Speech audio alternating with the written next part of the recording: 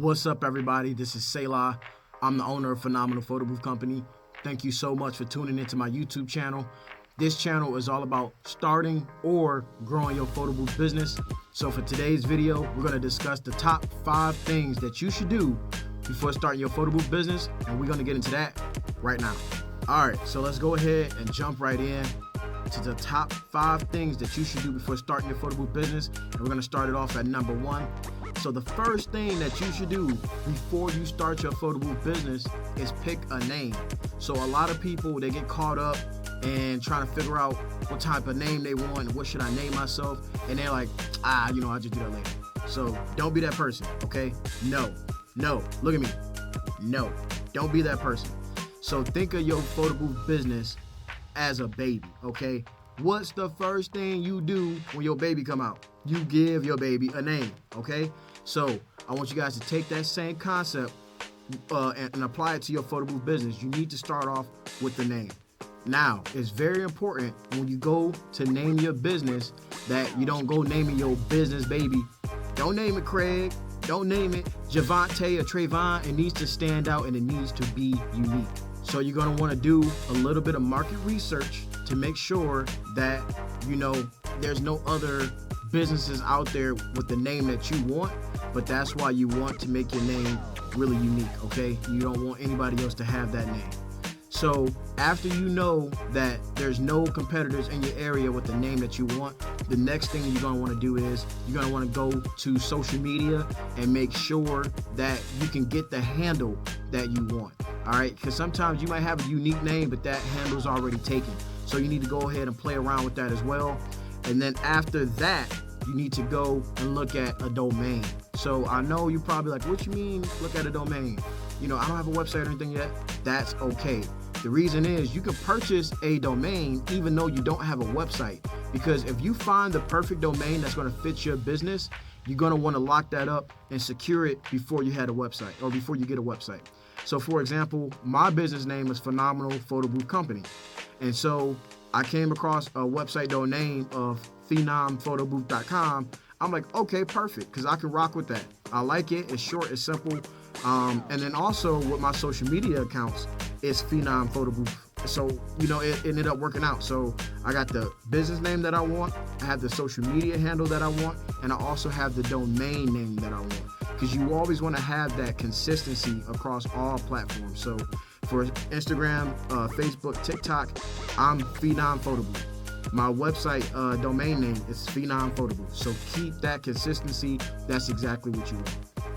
All right, to wrap up step 1, we're going to get into what I think is the most important thing to keep in mind when you are naming your business. And that is pick a name that can scale with your business. And I'll give you guys an example, okay? I see a lot of startup 360 photo booth companies out there, right? And so they'll pick a name and let's call it Amazing 360 Photo Booth. Cool, there's nothing wrong with that, right? And I understand why they're doing it, but the problem is a lot of the companies are gonna have the keyword 360 photo booth in their name. So now that negates rule number 1, which is make sure you're picking a name that stands out, okay? And what happens when a couple years down the road, you get a mirror booth, or you get a salsa, or you get a guac? There's tons of photo booths that you can have, but you still have the name Amazing 360 Photo Booth. That doesn't really help you scale your business, because it's going to be hard marketing that. Because what if somebody wants a photo booth that's not a 360, but you have them, but due to your name, they're gonna be like, we're gonna go with somebody else. So that's why I decided to name my business Phenomenal Photo Booth Company, because it's not specific to the photo booth that I started with. I started with the salsa. I'm not gonna name my business Amazing Salsa Photo Booth or whatever. It's Phenomenal Photo Booth Company, because no matter what photo booth I have or which ones I get in the future, I'm gonna get one that's phenomenal. I'm gonna give you phenomenal customer service. So you guys get the point. Pick a name that's easy to scale with your business. All right, like hands down, that's super important. And also, there's other ways to show up for a search that relates to a 360 photo booth. You want to keep it to that example, right? And I get why you're doing it. 360 photo booth, that's in your name. It's a keyword. Somebody might go to Google and type in 360 photo booth companies near me, and you're going to start showing up. But again, so is all the other people that's going to have 360 Photo Booth in their name. So if you want to show up for specific searches, you can also add content to your website talking about a 360 Photo Booth. You can add content to your social medias about your 360 Photo Booth. You can also add videos and pictures on your Google My Business listing of people using your 360 Photo Booth. But I don't recommend adding that to your name, because as you grow, as you get more photo booths, that's going to be really hard to scale your business under that name. They just won't match. Okay, step 2. All right, the next step that you should take when starting your photo booth business is doing your market research. This is super important, okay? The 3 main goals that you want to achieve when doing your market research is 1, you want to figure out the competitors that's in your area. 2, you want to learn as much as you possibly can about the photo booth business. And 3, you're going to want to find the areas of opportunity. So with those 3 goals in mind, you should be able to get a plan for yourself that's going to help you separate yourself from the competition, and also find a market or a niche that you think that you can dominate. The first thing that you're going to do when doing your market research, go on Google and type in photo booth companies near me, add your city, whatever you like, right? Once you see all the photo booth companies that's in your area, you're going to want to do the research, right? Pick every single last company. And when I say every single last one, okay? Look at every company's website. And I don't mean just look at the website. All right, don't just go like, oh my gosh, this website is really nice. Look at me. No, okay? No, don't do it. When I say look at their website, you need to study, break down, and dissect the website. All right, look at the website structure. Look at how it's laid out. Look at the content on the website. Look at the quality of content. Read the About Us page. Look over their pricing. Look at how they structure their packages. Because right now, at this point, you don't know that much about the photo booth industry. So you want to gather as much knowledge and data as possible on your competitors. And this is also going to help you figure out how you can structure your website when it's time for you to get one, and you can see the kind of pictures and the quality of content that you want to provide for your website. So it's more than just doing it to see the competitors. You also want to take, any kind of things that you like from the website to apply to your own. Don't copy it, but you want to put your own little flow, your own little spin on it, and then apply it to your own business. So after you've dissected and broke down every competitor's website, you know what they charge, you know how to structure, you know how they're structuring their packages, all of the above. The next thing you're going to want to do is look at their social medias, every last one of them, okay? Look at the content that they're putting out, but not only the content, but the quality of content that they're putting out. How many likes and shares and followers are they getting? How are they engaging with their audience? What's the most popular post? Because you're going to want to see the strategies that they're using on their social media, and you're going to want to take the best ones that you think is really, really great and put your own spin on it. And then that way, when you get your social media platforms up and running, you know what content that you're supposed to put out to get that kind of engagement. And it's going to take time, but you already know the stuff that people are going to react to. So all you need to do is put it in your own format and in your own style, and that's how you're going to be able to grow your own social media pages. Okay, so now you've done all that research about the websites and social medias. The next thing that you need to do is pay attention to the kind of photo booth that your competitors have. That's really important. So maybe you don't want a 360, maybe you don't want a mirror photo booth, right? And so when you're doing that research, you should be able to say like, all right, let me see what other photo booths out there that's going to help me stand out. And I'm going to give you guys an example. When I started doing my research about photo booths and trying to start a photo booth business, everybody either had a mirror or they had a 360. I didn't want that because I wanted to stand out.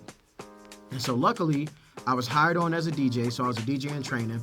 The company took me to a wedding, and the guy was like, hey man, go check on the photo booth, right? And when I went up to the photo booth, I realized that the photo booth was the life of the party outside of the party. And the photo booth that was there was the salsa photo booth. And I was like, man, I don't know what this is, but I can tell people love it. It's different. I'm like, yo, I ain't never seen my competitors have that one. So that's the photo booth that I want. I did the research on it and everything else, and it was the bomb. So to wrap up this step, the last thing that you're going to want to do is choose a market, because now you know your competitors, and you should be able to look at their social medias. And when I said look for areas of opportunity, that means what kind of market you want to go after. So I'm going to give you an example. When I started doing my research, I seen a lot of companies, they were doing weddings, right? I didn't see any companies doing quinceañeras. And so I'm like, dang, dude, I was going to quinces every weekend before I even had my photo booth. So this is a market that I'm going to focus on. I didn't see my competitors doing corporate events. So that's an area of opportunity that I'm going to focus on. So, I want to be able to go into a not saturated market or a potentially untapped market in my area, because that's my area of opportunity where I can capitalize and make a name for myself and begin to grow my business. All right, so let's get into step number 3, and this is picking a photo booth. And so I know it can be very overwhelming because there's tons of photo booths out there to choose from, but don't panic and don't worry, because I'm going to help you guys, and I'm going to give you things to consider when you're trying to pick a photo booth for yourself. So the first thing, and probably the most important thing, is the company, right? What company are you going to choose to buy your photo booth from? Do tons of research on this company. Look at TikToks. You can do, they have unboxing videos. They show you the product. They can say, hey, I really like this photo booth, or man, this photo booth sucked, right? So do your research about the company, and it'll come out, man. You will see what's going on. And so for me, I gravitated towards Photo Booth Supply Company because they had the salsa, so I already knew the photo booth that I wanted. But the company actually sold me without really even selling me. I went to their website. I love their website. It looked very nice, clean, professional. I seen the salsa photo booth as soon as I got to that website. Another thing to consider when you choosing a company is what kind of, are they going to help you? You know what I mean? Like, I got a demo of the photo booth before I purchased it. So if the company ain't offering no demos before you can purchase the photo booth, to me that's a red flag. But I got a demo. They showed the photo booth. They showed features of the photo booth, the demand for weddings and different events that the photo booth industry has. So you don't think you're making this investment and this investment is going to be, dead in the next 2 years or so because it's just a trend. This ain't it. The photo booth business is not going anywhere anytime soon. And then also I found out during COVID that Photo Booth Supply Company, they made it to where you can actually use the photo booth and you don't have to touch it. So, they were very proactive instead of reactive. They have a success team. So once you buy your photo booth, they have dedicated people that you can schedule consultations with and calls with that's going to help you figure out how to grow your photo booth business. They go over bookings. They go over marketing strategies, websites, social media content, anything that you want to talk about. They have people that's going to help you. So it's not like, hey, bro, here's your photo booth. Good luck. I hope you make it. Peace and blessings, brother. Nah, man, they really care about their customers. So again, be very mindful of the company that you're buying a photo booth from. Do tons of research about that company. And if the company is offering a lot, like training classes, free consultations and free coaching calls, demos, 9 times out of 10, they believe in their product, and it's probably a good product to buy. The next thing to consider when picking a photo booth is how big is your photo booth? All right, so I'm going to use 360 as an example again, or even a mirror booth. Those are typically bigger booths. They're heavier, and so if you're the only person that's going to be working your event and you don't have the best upper body strength, that's something to consider when thinking about the photo booth that you actually want to purchase. All right, because those things they're heavy, man. Also logistics, I drive a sedan. If you drive a tiny car or a sedan, think about how you're going to transport that photo booth to every single event, because that's going to play a factor in you deciding what photo booth you actually want to choose to start your photo booth business. So now we're moving on to step number 4, which is creating your brand identity. So just like picking your business name, your brand identity, that's your logo, your colors, your style. You want it to be unique. So what I mean by unique, you want to look at your competitors again from that market research and kind of look at, how they brand their company, or, you can go to Pinterest, you can go to Google to kind of get inspiration on the logo, but you want it to be unique. And you also want your logo to be able to scale with your business. I'm using 360 as an example again, and I promise you guys, I'm not beating down on 360 as you're trying to, talk down on a 360. I'm not, I promise. I'm just using that as an example because these are things that I see a lot of. but people will have the 360 photo booth in their logo and name their business, again, Amazing 360 Company. But what happens when you get more photo booths, right? So you can't just pick the logo based off of your first photo booth that you have, because then you're gonna have to rebrand. So keep that in mind. So make sure it's unique, make sure it's fresh, make sure it's the colors that you like, it's your swag, it's your tone, because that's what you're gonna go use to go out there and promote yourself. And if people love your logo, they love your brand identity, it's professional, it's clean, it's gonna gravitate towards people. And it's also gonna help people remember who you are. So keep that in mind. You guys want a memorable, unique logo. You want your logo to represent your business in a great way. You want your logo to be able to scale with your business. You want your colors and your brand to match and be cohesive. All right, so we are here now. We're at the final step. Step number 5, which is reaching out. So don't reach out to people after your photo booth come. All right, you need to reach out to people before your photo booth arrive. When I purchased my photo booth, it came in 3 days, okay? And the reason is I don't want you guys to get a photo booth and get all excited about it being there, and you ain't got no events to take it to, and the next thing you saying is, man, I want to sell my booth because I ain't got no events. Nah, bruh, don't do that. Reach out to people before it comes. So start off with friends and family, okay? Hey, you got this birthday party coming up. Can I set up my photo booth? And if they're a good family member and they want to see you succeed, then 10 times out of 10, they can be like, man, yeah, let's do it. Because now they got a photo booth for their party, and now you have content, okay? If you move to a completely different city and you ain't got no friends and no family, talk to your church, talk to your job, anybody that you got connections with that's gonna have an event, and offer them a free event. We're like, hey, listen, I need you guys to support me. I just bought a photo booth. It ain't came yet, but your party is on X, Y, and Z, or your event date is on X, Y, and Z.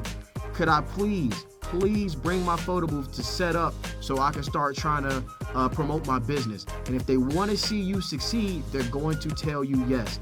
And that's one of the best things about this business, is because everybody has somebody to talk to immediately when they get their photo booth, man. Jobs, they have an event. It's churches.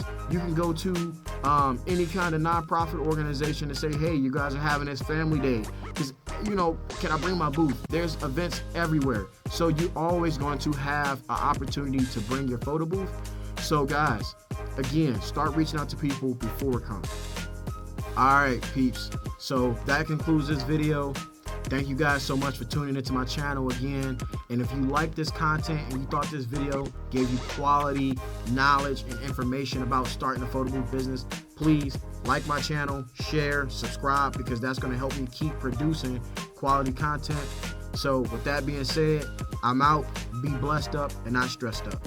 Deuces.